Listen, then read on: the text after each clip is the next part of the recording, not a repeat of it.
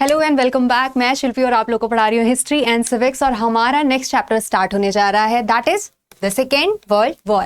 हमारी first world war complete हो गई है कंटेम्प्रेरी वर्ल्ड में, और सेकेंड हमारा फेसिज्म और नाजिज्म वाला चैप्टर भी कंप्लीट हो गया है। अब हम थर्ड चैप्टर की तरफ मूव कर रहे हैं, that is the second world war.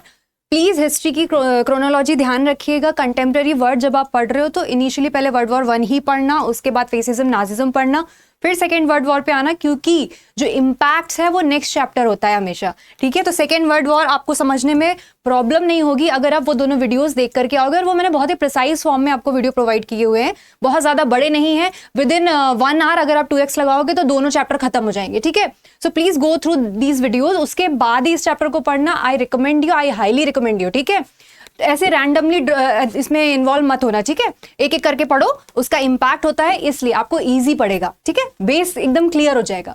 चलो फिर स्टार्ट करते हैं आपका ये सेकेंड वर्ल्ड वॉर। और आपके जो नोट्स और पीडीएफ हैं, एमसीक्यूज के जो नोट्स और पीडीएफ्स हैं, वो सारे के सारे आपकी ऐप आईसीएसई कनेक्ट पर अवेलेबल है। Please go through that app, free of cost available है, आप वहां से डाउनलोड कर सकते हो।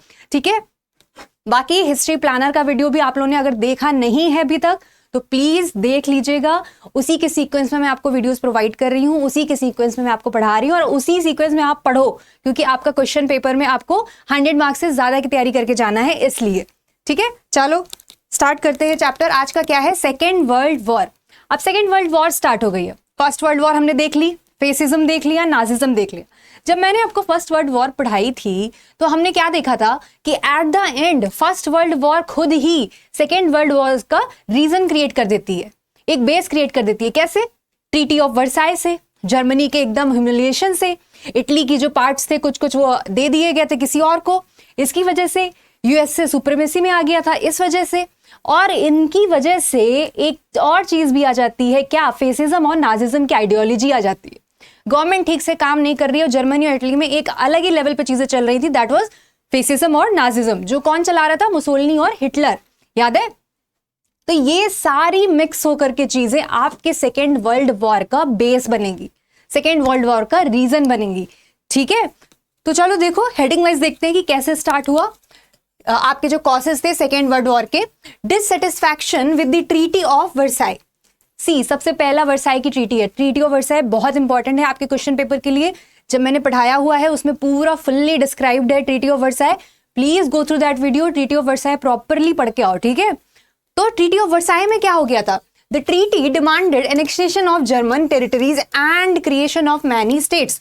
आपने ट्रीटी ऑफ वर्साई में देखा कि जर्मनी के ऊपर बहुत सारे चार्जेस लगा दिए गए, उसको बाउंड कर दिया गया, उसकी आर्मी, सोल्जर्स, वॉरशिप सबको सप्रेस कर दिया गया कि आप इससे ज्यादा चीजें नहीं रखोगे।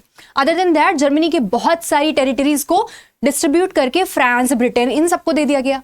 ठीक है, तो जर्मन इन शॉर्ट बहुत ही कम पावरफुल रह गया, ह्यूमिलिएशन होगा उसका, जिसकी वजह से हिटलर राइज करते हैं और कहते हैं कि अब हम जर्मनी को अच्छा बनाकर रहेंगे और उसको पूरे वर्ल्ड पर कब्जा करके रहेंगे। ऐसे करके हिटलर का राइज हो जाता है। तो जर्मन्स क्या सोचते हैं कि ठीक है, चलो एक लड़ाई और करके देख लेते हैं, क्या पता कि गवर्नमेंट तो कर नहीं पा रही है, हम लोग ही कर लेंगे, और हो सकता है कि हमें अपनी सारी चीजें वापस मिल जाएं, और जो भी इकोनॉमिक क्राइसिस हो रहे हैं हमारे कंट्री में, जो भी चीजें हो रही है वो सब हट जाएं। ठीक है, तो इस वजह से ट्रीटी ऑफ वर्साई के इंपैक्ट में आपका क्या होता है कि वो ह्यूमिलिएशन अभी भी लोगों के अंदर है, पब्लिक के अंदर, and public is ready to fight back.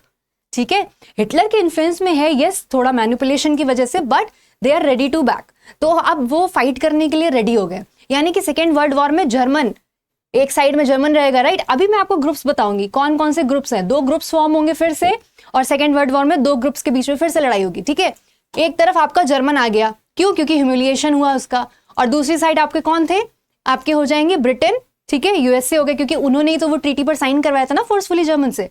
Next देखो आपका राइज ऑफ फेसिज्म और nazism. As I told you, nazism और फेसिज्म भी आ गया। क्यों? क्योंकि हिटलर और मुसोलिनी का कहना था कि भाई आप लोग लड़ नहीं पा रहे हो, गवर्नमेंट काम नहीं कर पा रही है, इसी वजह से इटली और जर्मन कितने ह्यूमिलिएशन में आ गया, बाउंडेशन लग गई, हमारी सारी ग्रोथ चली गई, हमारी टेरिटरीज कई सारी चली गई। सो व्हाट, अब हम इस आइडियोलॉजी को फॉलो करेंगे, डिक्टेटरशिप की आइडियोलॉजी को। उसकी वजह से क्या होगा कि अब हम वापस से अपना जो भी एम्पायर है उसे एक्वायर कर लेंगे, और हमारी पब्लिक हमारे साथ ऐसे काम करेगी तो इकोनॉमिक क्राइसिस भी हट जाएंगे, अनएम्प्लॉयमेंट भी हट जाएगा, और डिक्टेटरशिप ही ऐसी चीज है जो अच्छे से काम करेगी। बिकॉज गवर्नमेंट ने अच्छा नहीं कर पाया और इसीलिए हम देखो हार गए। तो भाई फेसिज्म और नाजिज्म भी एकदम पीक पर आ गया। लोगों के अंदर एग्रेशन था, लोगों के अंदर एग्रेशन वाला नेशनलिज्म आ गया। एग्रेसिव नेशनलिज्म पढ़ा है ना हमने, एग्रेसिव नेशनलिज्म आ गया। दे वर लाइक कि अपना नेशन अच्छा है, दूसरे को हेट करो, और सबका एक ही एजेंडा था, एक ही इंस्ट्रूमेंट था कि वॉर करोगे तभी कुछ मिलेगा। सबको बस इतना समझ में आ गया था हिटलर और मुसोलिनी से, इटली और जर्मनी में, कि वॉर करना ही एक हमारा क्या है, एक सॉल्यूशन है सारी चीज़ों को एक्वायर करने का। तो ठीक है, फेसिज्म और नाजिज्म ने डिक्टेटरशिप भी लाई और प्लस सबके अंदर एग्रेसिव नेशनलिज्म भी ला दिया। ठीक है, तो इसकी वजह से भी लोग लड़ने के लिए रेडी हो गए। सेकेंड वर्ल्ड वॉर का एक और बेस क्रिएट हो गया। अब देखो क्या हुआ, पॉलिसी ऑफ अपीजमेंट। अब ये कौन सी पॉलिसी है? The policy of consolidating an aggressive power at the expense of some other country. Britain and France followed the policy of appeasement towards dictatorial countries like Germany and Italy because they felt if their grievances were removed they would not disturb world peace। अब ये appeasement में क्या होता था, जिनके पास power थी, power किसके पास आ गई थी? यूएसए, ब्रिटेन और फ्रांस के पास आ गई थी ना, क्योंकि जर्मनी और आपका जो इटली था वो सब तो हार गए थे। तो इसकी वजह से इन लोगों ने सोचा कि अगर हम क्या करते हैं कि इन लोगों को बाउंडेशन में ही रखें, इन लोगों को ग्रीवेंसेस अगर हम कम देंगे, इन लोगों को रिसोर्सेज अगर हम कम देंगे, तो ये लोग क्या करेंगे, ये लोग वापस से लड़ने के बारे में नहीं सोचेंगे। ब्रिटेन और फ्रांस ने ऐसा सोचा था कि अगर हम जर्मन और इटली को ग्रीवेंसेस कम देंगे, वहां पर रिसोर्सेज कम पहुंचेंगे, मोबिलिटी ऑफ रिसोर्सेज कम होगी, तो क्या होगा कि वो वॉर करने के लिए वापस नहीं आएंगे और पीस को क्रिएट रहने देंगे। उनका ये मानना था, इसीलिए वो क्या करने लगे, पॉलिसी ऑफ अपीजमेंट चलाने लगे। बट अल्टीमेटली अगर हम देखें तो ब्रिटेन और फ्रांस एक तरीके से क्या कर रहे हैं, जर्मन और इटली को एक्वायर ही तो कर रहे हैं, अपना डिक्टेटरशिप टाइप का तो कर रहे हैं ब्रिटेन और फ्रांस। तो गुस्सा होना तो बनता है। तो जर्मन और इटलीज यहाँ पर गुस्सा हो जाएंगे, ना कि वो ये कहेंगे कि ठीक है हमारे पास रिसोर्सेज नहीं है तो हम पीस क्रिएट करें, बल्कि वो ये कहेंगे कि नहीं, हमें हमारे रिसोर्सेज चाहिए and we will fight back. तो इसलिए सेकेंड वर्ल्ड वॉर का एक और रीजन क्रिएट हो गया, दैट इज व्हाट, आपका पॉलिसी ऑफ अपीजमेंट। ठीक है, अदर देन दैट देखो क्या हुआ, Japanese invasion of China. Japan जो दूसरी साइड में चल रहा था अभी तक, यूएसए और सब लोग लड़ रहे थे, ब्रिटेन और फ्रांस की साइड में था। रिमेंबर लास्ट वाला जब मैंने सेंट्रल पावर्स और एलीट पावर्स वाला आपको डिस्ट्रीब्यूशन बताया था, उस फ्लो चार्ट से देख करके आना, ठीक है। तो उसमें मैंने बताया था जापानीज एक साइड थे। अभी जापान को तो ब्रिटेन और फ्रांस ये सब सपोर्ट कर रहे थे धीरे धीरे, ठीक है। जापान अपना एम्पायर बढ़ाने में लगा हुआ था, टेरिटरीज को विन किए जा रहा था। अब जापान क्या कर रहा है, थोड़ा और ज्यादा एक्सपेंशन कर रहा है, लालच आ गया उसके अंदर, ठीक है। तो ग्रीडी वाली पॉलिसी इसकी स्टार्ट हो जाती है, Japanese invasion of China. Japanese policy of expansion was another cause of world war। ठीक है, कैसे? In 1931 Japan invaded in Manchuria and in spite of the League's opposition occupied it and set up a government there। मतलब समझ रहे हो, Japan को अब अलग ही पावर फील होने लग गई। जापान वाज लाइक ठीक है, ब्रिटेन फ्रांस तो सपोर्ट कर ही रहे हैं और हम क्या करते हैं, थोड़ा सा और अपना एम्पायर बढ़ाते हैं, अपनी टेरिटरीज थोड़ी और बढ़ा लेते हैं। तो इसलिए उसने क्या किया, जापान ने चाइना का जो मंचूरिया वाला प्लेस है वहां पर इसने क्या करना शुरू कर दिया, आपका एक्सपेंशन करना शुरू कर दिया। जब आप एक्सपेंशन करते हो तो वहां की पब्लिक को आप परेशान करते हो ना, वहां पे वॉर करते हो, अपनी आर्मी भेजते हो, वहां पे रिसोर्सेज खराब होते हैं, गवर्नमेंट खराब होती है। तो क्या हुआ कि लीग ऑफ नेशंस, आपको याद है लीग ऑफ नेशंस जो पीस फॉर्मेशन के लिए फॉर्म हुई थी वर्ल्ड वॉर 1 के बाद, कि पीस फॉर्म करेंगे, इसलिए हमने एक स्टेज फॉर्म किया था लीग ऑफ नेशंस, रिमेंबर। तो वो लीग ऑफ नेशंस अपोज करती है जापान का कि मत करिए ये सब, हमें ये नहीं करना है, हमें लीग ऑफ नेशंस फॉलो करनी है। पर जापान ने ऐसा कुछ नहीं सुना। जापान वाज लाइक कि नहीं नहीं, अब तो मैं भी बड़ा बन जाऊंगा, मैं भी ढेर सारी टेरिटरीज ले लूंगा। अननेसेसरी जापान भी अलग ही पावर मोड में जा रहा है, ठीक है। उसने क्या किया, वहां पर ना तो उसने सिर्फ सारा एक्सपेंशन किया बल्कि अपनी गवर्नमेंट भी ला दी, अपना रूल प्रॉपरली कर दिया। कहाँ, मंचूरिया में, मंचूरियन वाला मंचूरिया, ठीक है। अब देखो और क्या हुआ, अब जापान जो है वो भी वर्ल्ड वॉर में एक बेस क्रिएट करने वाला है, बहुत ही गंदा, और उसको फेस भी करना पड़ेगा एट द एंड, हिरोशिमा और नागासाकी वाले से। जापान ने अननेसेसरी अपनी ग्रीडीनेस के चक्कर में, अपनी ग्रीडीनेस ये टेरिटरीज बढ़ाने के चक्कर में इन्वॉल्व हो गया अननेसेसरी, जबकि वो आराम से रह रहा था, आराम से उसके पास सब कुछ था। बट अननेसेसरी आप इन्वॉल्व होगे, अननेसेसरी आप ग्रीडीनेस करोगे तो भाई झेलना तो पड़ेगा, और अल्टीमेटली आपकी पब्लिक ही झेलती है, सिविलियंस झेलते हैं। फिर देखो क्या हुआ, failure of the League of the Nations. As I told you, League of Nations ने जापान को बोला कि भाई मत बनाओ ये सारी चीजें, मंचूरिया पे मत करो, बिकॉज हम पीस क्रिएट करना चाहते हैं, ये सब एक्वायर करना, एक्सपेंशन करना बंद करो। पर लीग ऑफ नेशंस की तो जापान ने नहीं सुनी, तो कोई और कैसे सुनेगा। देखो, the league suffered the early blow when the USA did not join the league. USA ने लीग बनाई तो थी, बट यूएसए कभी उसका पार्ट हुआ ही नहीं। उसने अननेसेसरी एक्सपेंशन ऑफ आर्मामेंट्स भी किया, सब कुछ किया, उसको कोई मतलब नहीं था लीग में क्या बोला गया, बट बाकियों को उसने साइन जरूर करवा दिया। ठीक है, the authority of League was flouted by Japan when it seized the Manchuria. ये देखो, जापान ने भी मंचूरिया ले लिया और जापान भी सुनने को तैयार नहीं है लीग की बात। अमा यूएसए है नहीं, जापान उसका पार्ट नहीं बन पा रही है और ना तो फॉलो कर रही है नेशन ऑफ लीग के किसी भी एम को। फिर by Italy when it conquered Ethiopia, the league did not nothing when Poland with backing France. Poland पर फ्रांस का अटैक चल रहा है, इटली अलग अटैक कर रही है जर्मन पर, ये सारे अटैक्स चल रहे हैं और league of nation was doing nothing, because कोई सुन ही नहीं रहा है लीग ऑफ नेशंस की, यार कोई सुन ही नहीं रहा है। तो League of Nation at the end weak हो जाती है। ठीक है, उसके बाद क्या हुआ, in 1923 there was threat of war between Italy and Greece. Italy and Greece की भी अलग एक लड़ाई चल रही है, उसमें भी लीग ऑफ नेशन का कोई पार्ट प्ले नहीं हो पा रहा है। और क्या हुआ, League failed to maintain international peace and Europe lost faith in usefulness of the League. League क्यों बनाई थी यूएसए ने, कि यूरोप में पीस रहे। यूरोप में जो आपके हिटलर वाली जर्मन हो गई, इटली हो गई, ये सब हो गए, ये लोग पीस बनाए रहे, लड़ाई वड़ाई ना करे, इसलिए हमने लीग फॉर्म की थी। ठीक है, साइन करवा लिया था कि आपको लीग का पार्ट बनना पड़ेगा। लेकिन जब इतनी लड़ाइयां हो रही हैं, इटली की ग्रीस से हो रही है, पोलैंड पर हो रहा है, जापान मंचूरिया को एक्वायर कर रहा है, यूएसए उसका पार्ट नहीं है, लड़ाइयां हो ही रही हैं, नेसेसरी वॉर तो क्रिएट हो ही रही है। तो यूरोपियंस ने ये सोच लिया भाई कि ये लीग किसी काम की नहीं है, this is a weakest league, अब इस लीग का कोई फॉर्मेशन का कोई फायदा नहीं है। एंड दे बिकम लाइक कि भाई इस पे मेरा कोई फेथ नहीं है, and they lost their faith, they lost their faith from league. Obviously जब लीग कुछ कर ही नहीं पा रही है, वीक हो गई, तो फेथ तो लॉस होना है। ठीक है, तो एक और रीजन हो गया कि जो लीग थोड़ा बहुत पीस क्रिएट कर सकती थी, वो प्लेटफॉर्म भी खत्म, वो प्लेटफॉर्म भी क्या हो गया आपका, खत्म हो गया। आप देखो क्या हुआ, अब तो लड़ाई होगी ही होगी। आप देखो हिटलर आ गए हैं, हिटलर इन्वेजन ऑफ पोलैंड, ये एक ऐसा कॉज है that was like immediate cause. Immediate cause तुम्हें याद है फर्स्ट वर्ल्ड वॉर में जब मैंने आपको बताया था इमीडिएट कॉज क्या था, दैट वाज लाइक एक ऐसी चीज, एक ऐसा स्मोक, एक ऐसी लिट कि तुरंत फायर कैच कर ले। तो उसी तरह से यहाँ पर एक इमीडिएट कॉज होगा, क्योंकि कॉजेस बहुत सारे हो गए। देखो मैंने अभी आपको ऊपर जो बताया वो सारा बेस तो क्रिएट हो गया सेकेंड वर्ल्ड वॉर के लिए, लेकिन there should be one reason जिसकी वजह से ऑल ऑफ अ सडन लड़ाई स्टार्ट होनी है। तो वो क्या था, देखो हिटलर इन्वेजन ऑफ पोलैंड। अब ये पोलैंड पे क्या करने जा रहे हैं वो देखते हैं। इन 1939, one second, in 1939 Hitler invaded Poland for following reasons. Hitler ने अब पोलैंड पर क्या किया, एनेक्सेशन करने के लिए स्टार्ट कर दी कि लाओ पोलैंड को हम ले लें। क्यों, क्योंकि पोलैंड को जब ट्रीटी ऑफ वर्साई हुई थी तो पोलैंड आपकी यूएसए और फ्रांस और आपके ब्रिटेन के उसमें थी, और उन्होंने बोला कि पोलैंड पर आप जो जर्मन है वो नहीं जाएंगे, क्योंकि वहां से हमारा जो भी रिसोर्सेज का मोबिलाइजेशन है वो होगा और जर्मन को कोई भी वहां पर पार्ट प्ले करने को नहीं मिलेगा।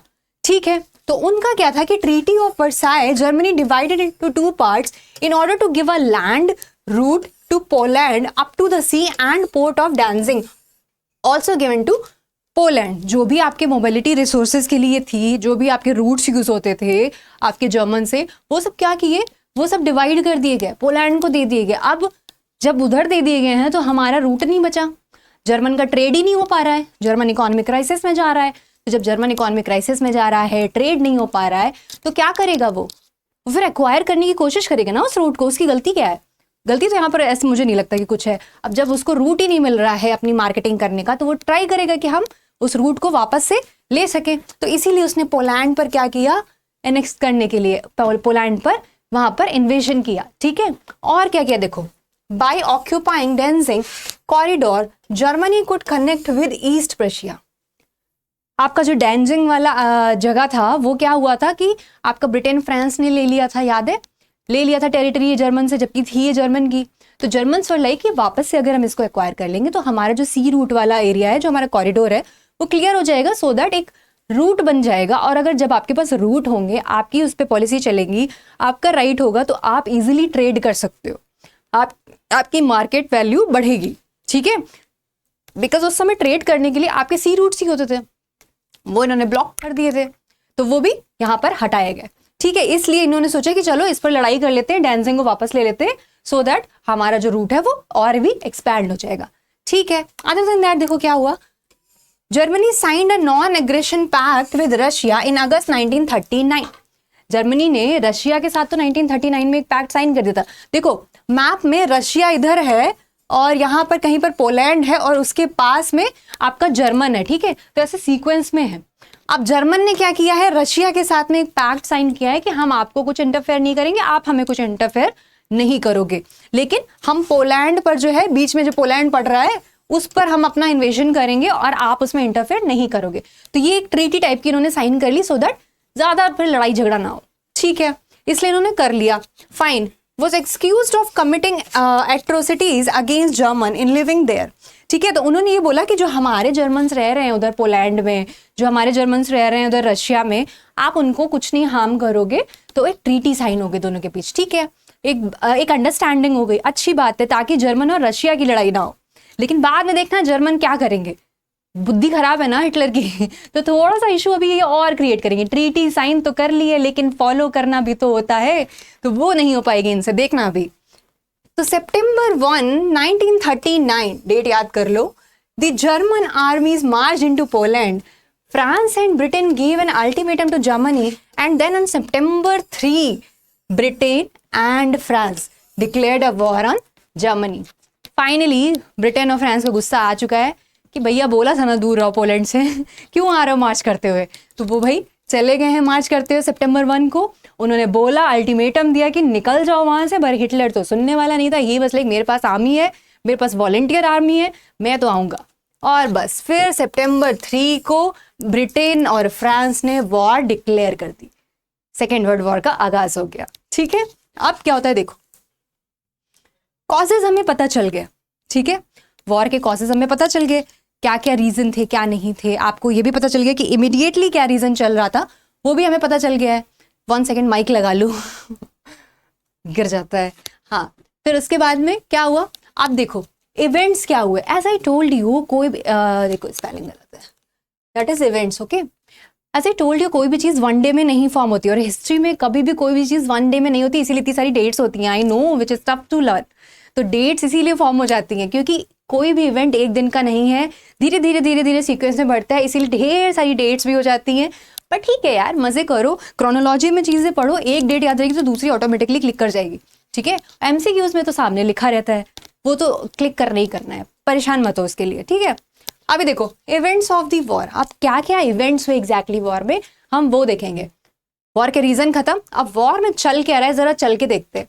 ठीक है, तो वॉर के अंदर एंट्री मारते हैं और देखते हैं कि इवेंट्स क्या क्या हो रहे हैं वॉर में। ये सब इंटरेस्टिंग है, थोड़ा इमेजिनेशन में लाओ कि अच्छा ऐसा हो रहा था वैसा हो रहा था।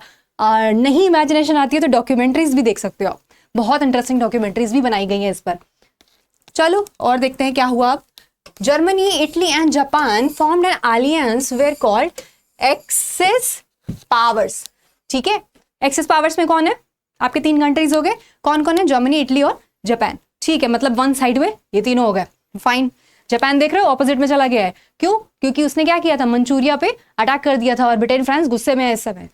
अब देखो opponents were USA, Britain, France, known as allied powers. ठीक है, तो एक हो गया एक्सेस पावर, एक हो गया एलीड पावर। एलीड पावर में कौन कौन है आपके, यूएसए, ब्रिटेन और फ्रांस। और आपके एक्सेस पावर्स में कौन हो गए आपके, जापान, जर्मनी और आपके कौन हो गया, इटली। ठीक है, तो ये 3 हो गए, यानी मुसोलिनी वाला, हिटलर वाला और जापान वाला। ठीक है, अब देखो क्या हुआ।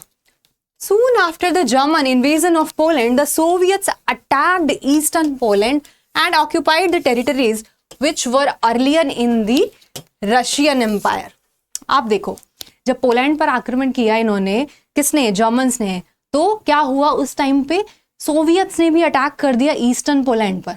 ईस्टर्न पोलैंड उस साइड ही हुआ ना, आपका यहाँ पे मैंने बताया था पोलैंड है, ये आपका रशिया है और ये आपका क्या था, जर्मन था। ठीक है, तो क्या हुआ कि सोवियत्स ने ईस्टर्न पोलैंड पर अटैक कर दिया। ठीक है, क्यों, क्योंकि उनका था कि भाई ये जो हमारे ये जो पोलैंड का ये वाला पार्ट है ये रशियन टेरिटरी है, तो ये हमें दे दो, वापस दे दो। ठीक है, तो वो लड़ने के लिए आ गए। फाइन, कोई बात नहीं, वहां पर तो जर्मन के साथ में कोई अटैक नहीं होगा, कुछ नहीं होगा। फिर देखो क्या हुआ, conquest of Norway, Denmark and Holland.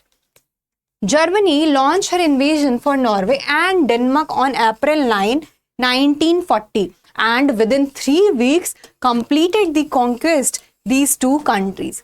अब नॉर्वे, डेनमार्क, जो बाकी की कंट्रीज जो ऊपर साइड में थी, जो पहले एक्वायर कर ली थी ट्रीटी ऑफ वर्साई में, उस पर भी इन्वेजन करना स्टार्ट कर दिया। किसने? जर्मन्स ने। ठीक है, क्या हो भैया? अदर देन दैट क्या हुआ फिर देखो, फॉल ऑफ फ्रांस। अब फॉल ऑफ फ्रांस क्या है? अब वो भी एक इवेंट हुआ उस समय। बहुत सारे इवेंट छोटे छोटे चलते रहेंगे वॉर में, ठीक है। ड्यूरिंग द वॉर बहुत सारे इवेंट्स चल रहे हैं, वो मैं आपको बता रही कि ये स्टोरी एग्जैक्टली क्या चल रही थी। ईस्ट वाले पे आपके सोवियत अटैक कर देते हैं, आपके जर्मन जो है वो बाकी की चीज़ों पर, हॉलैंड, डेनमार्क, इन पर भी जा रहे हैं धीरे धीरे। पोलैंड पर तो जा ही चुके थे। अब देखो क्या होता है, फ्रांस पर भी जर्मन जाएगा। कैसे? जर्मन आर्मी मार्च हो गया, march into France and by June 14, 1940 the capital city of Paris had fallen into Germans hands. France में जब जर्मन गई तो जर्मन ने उसको एकदम कोलैप्स कर दिया। ठीक है, तो एक और इवेंट हो गया। ठीक है, जर्मन मतलब पावरफुल तो था, ठीक है, कई सारी टेरिटरीज पर जा रहा है, कई सारी चीजें एक्वायर करे, that means German is powerful. ठीक है, अदर देन दैट क्या हुआ देखो, the great speed and forces is known as blitzkrieg, means lightning war. इतनी स्पीड में जर्मन ने फ्रांस को कोलैप्स किया कि उस वॉर को बोल दिया गया क्या? ब्लिट्जक्रिग, मतलब लाइटनिंग वॉर, मतलब लाइटनिंग वॉर। ठीक है, तो लाइटनिंग वॉर क्या है? ये जो जर्मन ने अटैक किया ना, ऐसे शुस से करके पूरा फ्रांस एक्वायर कर लिया फटाक से, पेरिस में जाकर के उसकी कैपिटल भी एक्वायर कर ली, सब कर लिया, तो वो आपकी क्या थी? लाइट वाली वॉर, लाइटनिंग वॉर। ऐसे ठंडा होता है ना, थंडर स्टॉर्म, फटाक से लाइट आई और चली गई, वैसे वाली वॉर थी ये, कि लोगों को पता ही नहीं चला कितनी जल्दी फ्रांस जो है वो कोलैप्स कर गया। लो, ब्रिटेन, फ्रांस और यूएसए जो एक तरफ थे, उसमें से फ्रांस कोलैप्स कर गया जर्मन के आगे।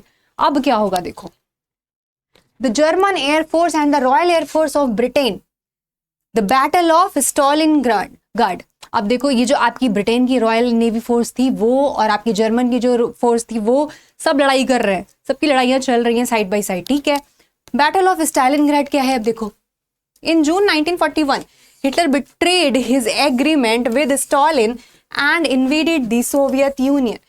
एज आई टोल्ड यू, उसने रशिया के साथ में वहां पर जो अपनी ट्रीटी की थी, अब वो उसको ब्रेक कर देगा। अब क्या करेगा? स्टॉलिनग्राड जो इंडस्ट्रियल सिटी था सोवियत्स में, वहां जाएगा और लड़ाई करेगा। एकदम बेवकूफ है, ये नहीं कि थोड़ा थोड़ा करके काम करे, एटलीस्ट जो साइड में है उसको अपनी साइड रहने दो, क्यों हर जगह लड़ने पहुंच जा रहे हो? ठीक है, अब ये लड़ने तो पहुंच गए और यही इनके लिए ड्रॉबैक बनेगा। ठीक है, देखो कैसे, Stalingrad and industrial city, the Soviets in November were able to counter attack with fresh troops. Germans suffered from freezing temperature and finally surrendered. समझ रहे हो? अब क्या हुआ कि भैया सोवियत में ये पहुंच तो गए जर्मन, इतने दिन से लड़ रहे थे, लड़ते लड़ते आगे निकल गए। अब आगे जब निकले सोवियत में तो वहां बहुत गंदी ठंड पड़ रही थी, साइबेरियन ठंडी, बहुत ही ज्यादा स्ट्रॉन्ग ठंडी होती है, बहुत ही खराब ठंड होती है, जिसे हर कोई नहीं टॉलरेट कर सकता। जर्मन के रिसोर्सेज भी ऑलमोस्ट ओवर हो चुके थे, पहुंच तो गए लड़ने लेकिन कोलैप्स कर गए। क्यों? Because of freezing temperature. उनको सरेंडर करना पड़ गया, क्योंकि अब मेरे पास जब रिसोर्सेज ही नहीं है, मैं सर्वाइव ही नहीं कर पा रहा हूँ, I am not ready for this much chilling cold, कैसे सर्वाइव करूंगा भाई? आर्मी खत्म होती जाएगी। तो वही हुआ यहाँ पर कि फाइनली जर्मन को यहाँ से सरेंडर करना पड़ गया और अब सोवियत भी जर्मनी के सपोर्ट में नहीं है। जर्मनी हर जगह से खुद ही एंटी बनता जा रहा है, कोई क्या करे। आप देखो, battle of Berlin, the battle of Berlin, it begin in April 1945। लड़ाई देखो कब से चल रही है, 39 से स्टार्ट हुई थी, 45 आ गया है, कई साल हो गए हैं लड़ते लड़ते लड़ते लड़ते। ठीक है, तो मतलब एक दिन की चीज नहीं है ये। Germans caught between the British and American, and on other side Russians. Hitler committed suicide when Allied forces closed to Berlin on May 7, 1945. The last of the German army is surrendered finally. अब देखो क्या हुआ। अब जब Berlin में Germany इतना आतंक मचा के आ चुका है, सबको तो तुमने दुश्मन बना लिया। अब क्या हुआ, एक साइड से अमेरिकन और ब्रिटेन तो तुम्हारे खिलाफ थे ही, क्योंकि तुमने फ्रांस को कोलैप्स कर दिया था लाइटनिंग वॉर से। दूसरी तरफ तुमने सोवियत को भी परेशान कर दिया था, तो अब रशियंस भी आ गए थे लड़ने के लिए। तो बर्लिन बीच में, इधर से भी जब सब आकर के लड़ रहे हैं, तो हिटलर के पास कोई रास्ता बचा? हिटलर में इतना प्राउड था कि उसने क्या किया, सुसाइड कर ली, बजाय इसके कि कोई और कंट्री का बंदा मुझे मार सके, क्योंकि उसे पता चल गया था कि अब तो खत्म होना है, so it's better to die, अपने आप से सुसाइड कर लो, ठीक है। इट्स लाइक सेल्फ सेटिस्फैक्शन कि नहीं मुझे किसी और ने नहीं मारा, मैं खुद मरी, ठीक है। विच वॉज ऑल्सो भाई अपना अपना फंडा है, अपनी अपनी चीज़ें हैं, अपना नेशनलिज्म को प्रमोट करने का अपना तरीका है। तो हिटलर डाइड ऑन 7/1945। चलो जर्मन का तो चैप्टर एंड हो गया। अब देखो क्या हुआ, अभी जापान भैया बाकी है ना। आपके दूसरे पार्ट में कौन थे एक्सेस पावर में? जापान, इटली और आपकी जर्मनी। तो जर्मन का तो हो गया, अभी जापान भी कुछ कुछ करने वाला है। जापान भी तो कर रहा था ना, उसको ग्रीडी वाली फीलिंग आ गई थी टेरिटरीज को एक्वायर करने की। तो अब देखो अटैक ऑन पर्ल हार्बर, बहुत ही इंपॉर्टेंट इवेंट, ठीक है। America was following policy of strict neutrality, but later on it decided to lend or lease armaments. But later on it decided to lend, repeat हो गया line यहाँ पे, lease armaments to Britain and China. The only military force that Japan had to fear was US Pacific Fleet based on Pearl Harbor in Hawaii. ठीक है, तो देखो हुआ क्या कि यूएस जो थी, यूएस क्या कर रही थी कि न्यूट्रलिटी से काम कर रही थी। Obviously we know that US बस लेकिन एक काम कर रही थी कि धीरे धीरे ना वेपन सप्लाई करती थी, आर्मामेंट्स देती थी। किसको? चाइना को दे रही थी, फ्रांस को दे रही थी, और ब्रिटेन को तो सपोर्ट कर ही रही थी। और जापान ने क्या किया हुआ था, मंचूरिया जो कि चाइना का पार्ट था, चाइना की टेरिटरी थी, उसको एक्वायर किया था।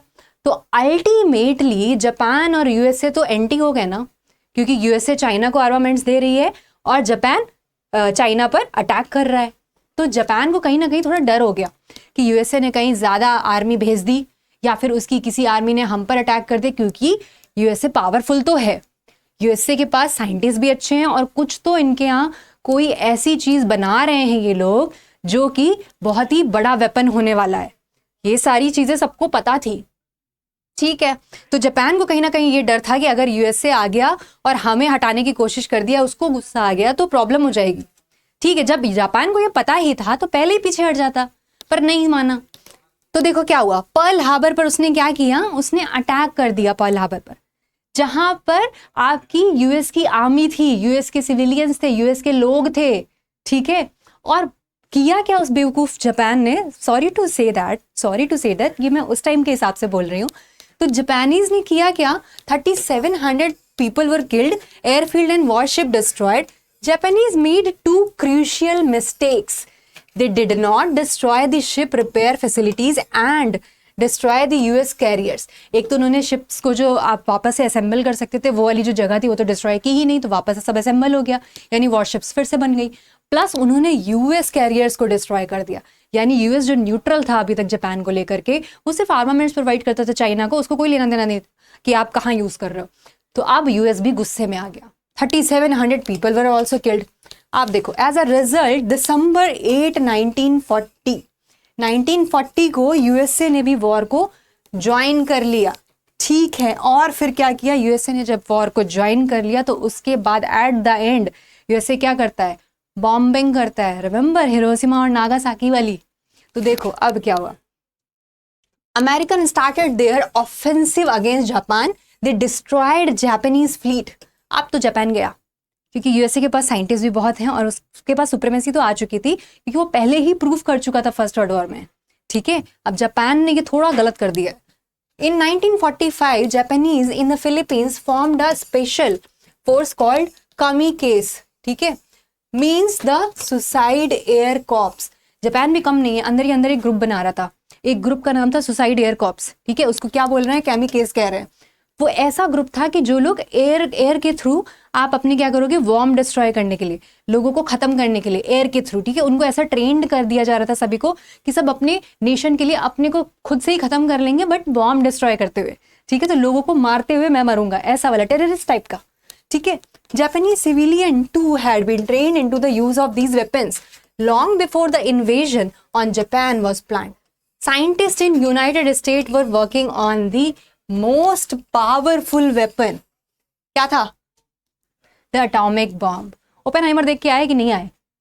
ओपेनहाइमर में देखो भैया, बहुत सही मूवी है, देख के आओ, you will relate everything, which was massive. और साइंटिस्ट खुद परेशान हो जाता है एट द एंड कि उसने ये क्या बना दिया, ठीक है। देखना यार, Oppenheimer is a nice movie, nice to watch, ठीक है। तो वहां पर ये देखो अब क्या हुआ कि साइंटिस्ट जो यूएस में थे वो इतना सीक्रेटली काम कर रहे थे और सबको पता था कि कोई एक ऐसा वेपन बनने वाला है which is going to be super massive, और वो था हमारा atomic bomb.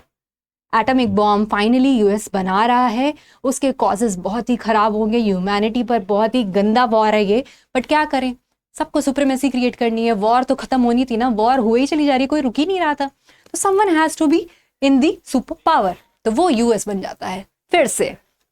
In July 1945 the first atomic bomb was tested in New Mexico, तो सबसे पहले इसको टेस्ट किया गया न्यू मैक्सिको में 1945 में जुलाई में। फिर क्या किया गया, उसका फाइनल ट्रायल कर दिया गया, जो कि बहुत ही खराब घटना थी। ये देख रहे हो, ये पिक्चर देखो, सोचो ये एक्सप्लोजन कितना हाई होगा। Please go and watch that movie, you will love it, I am telling you. उसमें मतलब इतना क्लियरली दिखाया है ना, फिजिक्स के कॉन्सेप्ट्स भी, सब कुछ में बहुत मजा आने वाली है उसको देख के, ठीक है। सो इफ आपने नहीं देखी है तो प्लीज देखिएगा। ओके, तो होता क्या है, अगस्त 6, 1945 the first atomic bomb ever to be used on humans was dropped on Hiroshima. Date याद कर लो for a lifetime. Hiroshima पर कब गिरा आपका, अगस्त 6, 1945, यानी first bomb, first atomic bomb, ठीक है। उसके बाद क्या हुआ कि बोला गया कि जापान आप क्या करो, आप सरेंडर कर दो यार, कर दो, कर देना चाहिए था जापान को। जब देख रही हो कि इतना ज्यादा हो गया है, इतना भयंकर सा आपने एक्सप्लोजन देख लिया है, तो बंद कर दो भाई, सरेंडर कर दो। मानी नहीं, तो क्या होता है देखो, अगस्त 9, 1945, 3 दिन बाद एक और बॉम्ब, एटॉमिक बॉम्ब, एक और, कहाँ पर, नागासाकी पर, ठीक है। फिर फाइनली जब इसका दिमाग खुला तो सितंबर में, 1 महीने बाद जाकर के जापान ने सरेंडर किया, ठीक है। इतनी तबाही होने के बाद, जबकि वो बचा सकता था कि फर्स्ट एटॉमिक बॉम्ब गिर चुका है, सेकेंड वाले को ना गिरने देता, पर ठीक है, सबको लगता है कि हम सुपरमेसी बन जाए।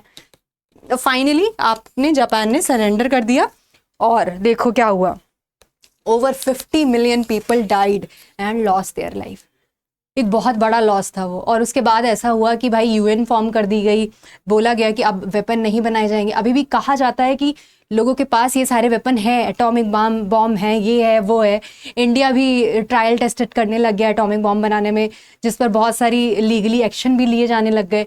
रॉकेटरी देख लेना उसके लिए देखो, मूवीज से सब रिलेट हो जाता है, मूवीज देखा करो ये सब वाली, बहुत मजा आती है, ठीक है। तो अब देखो, अब धीरे धीरे करके ना ऐसे वेपन्स को बनाने के लिए रोकने की बात होने लगी। स्टेज परफॉर्म कर दिया गया, जैसे यूएन पीस ट्रीटी, ये सारी चीजें आ गई। यूएन स्टेज फॉर्म कर दिया गया 1950। अभी हम पढ़ेंगे कॉन्सिक्वेंसेस में यूएन कैसे फॉर्म हुआ, ठीक है। तो यूएन फॉर्म कर दिया सो दैट इस टाइप के जो मैसिव एक्सप्लोजन हुए ना, मैसिव डिस्ट्रॉय हुई चीजें, वो कभी दोबारा ना हो, क्योंकि एक पूरे नेशन को खत्म कर देना बहुत खराब है यार। तुम सोचो जिस साइंटिस्ट ने ये बनाया होगा उस पर क्या बीती होगी, ठीक है। सो गो एंड वॉच, देखो मूवी भी प्रमोट कर दी मैंने। ओके, अब कॉन्सिक्वेंसेस क्या हुए, सेकेंड वर्ल्ड वॉर ओवर हो गई, कॉजेज हमने पढ़ ली, अब कॉन्सिक्वेंसेस देख लो क्या हुआ सेकेंड वर्ल्ड वॉर के बाद। फाइनली अब किस तरीके से चीजें चलेंगी, क्या होगा, तो देखो, defeat of Axis power. Obviously Axis power जो हमारे जर्मनी, इटली और जापान वाले थे, वो सारे के सारे खत्म हो गए। ऑब्वियसली उन्हें हारना तो तय ही था, क्योंकि उनके तरीके ही खराब थे। उसके बाद क्या हुआ कि आपका जो, हाँ, उसके बाद क्या होता है देखो, आपके कॉन्सिक्वेंसेस में और सारे पॉइंट्स भी देख लेते हैं। At the end of World War 2 Germany was divided into 2 zones. तो जब एक्सेस पावर हार गई है तो हम अपने हिसाब से उस पर रूल कर सकते हैं। तो हमने बोल दिया कि जर्मनी जो है वो 2 पार्ट में डिवाइड होगी। कैसे, एक होगी आपकी फेडरल रिपब्लिक ऑफ जर्मनी, जिसकी कैपिटल होगी बॉन, ठीक है। और एडमिनिस्ट्रेशन कौन करेगा यहाँ का, यूके और फ्रांस करेगा, ठीक है। और एक आपका पार्ट बनेगा जर्मनी का, जर्मन डेमोक्रेटिक रिपब्लिक, ठीक है। उसको बोलेंगे हम ईस्ट जर्मनी, वो था वेस्ट जर्मनी। और ये एडमिनिस्ट्रेशन कौन करेगा, इसका सोवियत करेगा, ठीक है। और ये आपका क्या हो जाएगा, ईस्ट बर्लिन इसकी कैपिटल हो जाएगी, ठीक है। अब 2 पार्ट में जब जर्मनी डिवाइड हुआ, देखना ठीक से देखना, जर्मनी जब 2 पार्ट में डिवाइड हुआ, एक पार्ट हमारा वेस्ट वाला हो गया ना, 2 जोन्स, वेस्ट वाला जर्मनी, जिसको एडमिनिस्ट्रेशन कौन दे रहा है, यूके, फ्रांस और यूएसए दे रहा था। और बॉन जिसकी कैपिटल थी, वहां पर जो आइडियोलॉजी गवर्नमेंट फॉलो कर रही थी, वो आइडियोलॉजी कौन सी थी, कैपिटलिस्ट, मतलब पूंजीवाद, मतलब क्या, पैसा बनाओ, ठीक है, इंडस्ट्री ग्रो करो, कंपनीज लाओ, सबको खूब पैसा बनाना है, बाकी कुछ नहीं सोचना है, ठीक है। कौन कहाँ जा रहा है कहाँ नहीं, लेकिन कैपिटलिज्म को ग्रो करो, पैसा बनाना ही सिर्फ हमारा एक मेन मोटिव होगा, ठीक है, तो इसकी आइडियोलॉजी वेस्टर्न वाले की क्या हो गई, जहां की बॉर्न थी capital, that is capitalistic. Second part जो था आपका जर्मन डेमोक्रेटिक रिपब्लिक, वो किसके अंडर था, सोवियत यूनियन के अंडर था, और सोवियत यूनियन ने वहां पे आइडियोलॉजी फॉलो करवाई, कौन सी, ये देखो, कम्युनिस्ट की। ठीक है, कम्युनिस्ट वहां पर बन गया, कम्युनिज्म को फॉलो करता था राइट सोवियत, तो कम्युनिज्म बनेगा, मतलब कैपिटलिज्म को फॉलो नहीं करना है आपको, कम्युनिज्म में चलना है, सब एक साथ जहां रहें, डेमोक्रेसी जहां फॉलो हो, इस तरीके से। ठीक है, तो दो आपकी आइडियोलॉजी भी बन गई इसकी वजह से, किसकी वजह से, वर्ल्ड वॉर 2 का इंपैक्ट है ये सब। अब क्या हुआ, Japan and Italy became very weak and the American army was to occupy Japan until 1952। Japan भी एकदम वीक हो गए और फाइनली पूरी तरह से यूएसए ने उसको अपना ऑक्यूपाई कर लिया था 1952 में। देन क्या होता है कि emperor Hirohito was left on the throne as a constitutional monarch in Japan.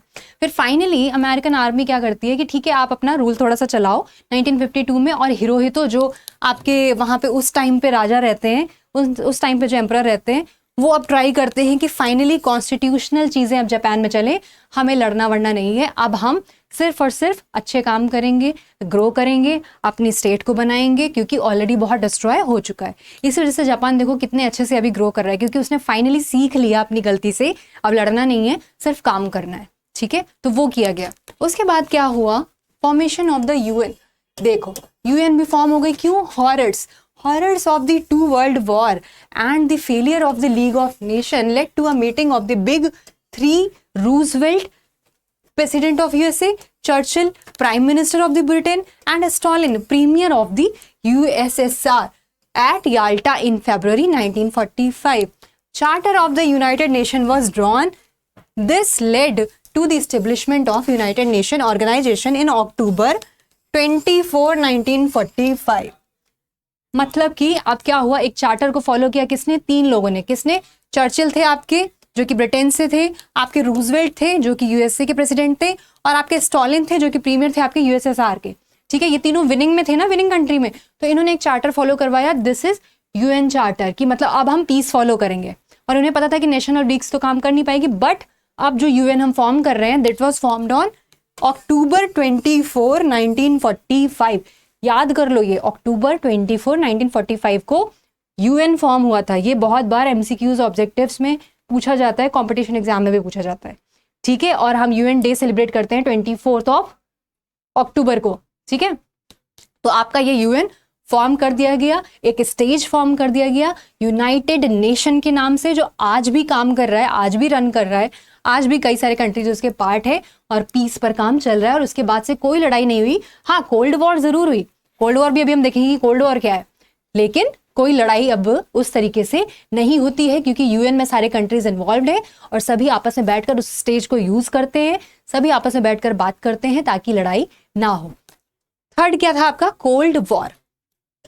इसका इंपैक्ट एक आया कोल्ड वॉर। कोल्ड वॉर क्या है, देखो, during the second world war the USA and Soviet union fought together in cooperation with each other.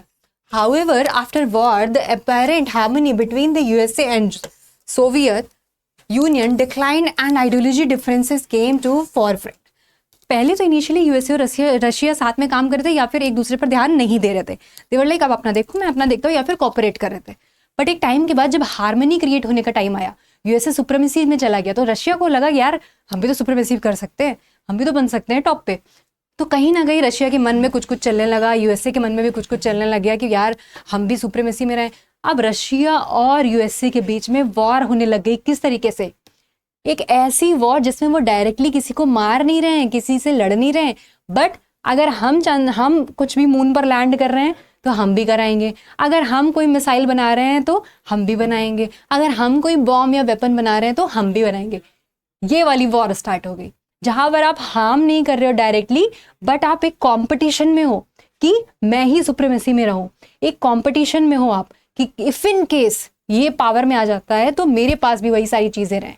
तो ये होती है कोल्ड वॉर, जब मेरा कंपटीशन अंदर ही अंदर चल रहा है, बट सामने से आई एम लाइक ठीक है सब अच्छा है, सामने से मैं उसका कुछ बुरा नहीं चाह रही हूँ, बट मैं अपने आप को अंदर से कंपटीशन के लिए रेडी कर रही हूँ। तो ये हमारी कोल्ड वॉर है। ठीक है, तो रशिया अपने आप को रेडी कर रहा है अंदर ही अंदर, और यूएसए अपने आप को रेडी कर रहा है, बट हाँ सामने से कोई लड़ाई नहीं हो रही है, कोई सिविलियंस को कुछ नहीं हो रहा है। ठीक है, फिर क्या होता है, the other without armed conflict is known as the cold war. देखो जैसे मैंने आपको एक्सप्लेन किया कि आर्म कन्फ्लिक्ट कुछ नहीं होगा, बट हाँ कॉम्पिटिशन की फीलिंग है, सुप्रीमेसी की फीलिंग है, ठीक है। फिर क्या होता है, cold war is defined as, same है वो आपकी डेफिनेशन जो मैं बता चुकी हूँ। तो इसकी वजह से क्या होता है, कोल्ड वॉर की वजह से आपकी this led to the division of the world into 2 power blocs. One bloc was led by the USA and the other by USSR. एक तो आइडियोलॉजी भी 2 काम करी थी, आपको याद है, कैपिटलिस्टिक वाली और दूसरी कौन सी थी, कम्युनिज्म वाली, ठीक है। तो आइडियोलॉजी भी डिफरेंस आ गया था और कंपटीशन का भी आ रहा था कि भाई मेरे को कंपटीशन अच्छा रखना है। वो चाह रहे थे यहाँ कैपिटलिस्टिक ग्रो कर जाए, वो चाह रहे थे कम्युनिज्म ग्रो कर जाए। और दोनों आइडियोलॉजी कौन फॉलो कर रहा था, एक यूएसए फॉलो कर रहा था, एक यूएसएसआर फॉलो कर रहा था, ठीक है। तो the democratic and capitalist block, the democratic and capitalist block एक बन जाता है और एक आपका कैपिटलिस्टिक ब्लॉक, आपका एक कैपिटलिस्टिक ब्लॉक बन जाएगा, ठीक है। डेमोक्रेटिक एंड कैपिटलिस्टिक ब्लॉक में क्या होता है, the block lead by the USA called the western block और अमेरिकन ब्लॉक, ठीक है। तो जो आपका डेमोक्रेटिक कैपिटलिस्टिक है ना, कैपिटलिस्टिक जो कैपिटलिज्म को फॉलो करेगा, दैट इज यूएसए का ब्लॉक, उनकी आइडियोलॉजी है, वो उसी तरह काम करेंगे कि पैसा बनाओ, ठीक है। और इसमें कौन कौन लोग पार्ट होंगे वो देखो, Britain, France, Belgium, Italy, Canada, Australia, Netherland, Greece, Pakistan, Turkey, ये सब इसके साथ में रहेंगे, ठीक है, कॉपरेट करेंगे कि हाँ आप ये आइडियोलॉजी को फॉलो करो। दूसरी आपकी आइडियोलॉजी हो जाती है that is the communist bloc. Communist bloc मतलब जो कम्युनिज्म को फॉलो कराए, जो सभी को इक्वल लेके चले, कैपिटलिस्टिक पर सिर्फ अप्रोच नहीं, छोटा बड़ा ऊंचा नीचा सबको साथ लेकर चलने वाली फीलिंग, ठीक है। तो वो किसने लीड की, वो की आपकी यूएसएसआर ने। तो कोल्ड वॉर का एक और रीजन ये था कि इनकी आइडियोलॉजी भी डिफरेंट थी, ठीक है। फिर क्या होता है, तो ये इनके साथ में कुछ कंट्रीज भी काम कर रहे होते हैं।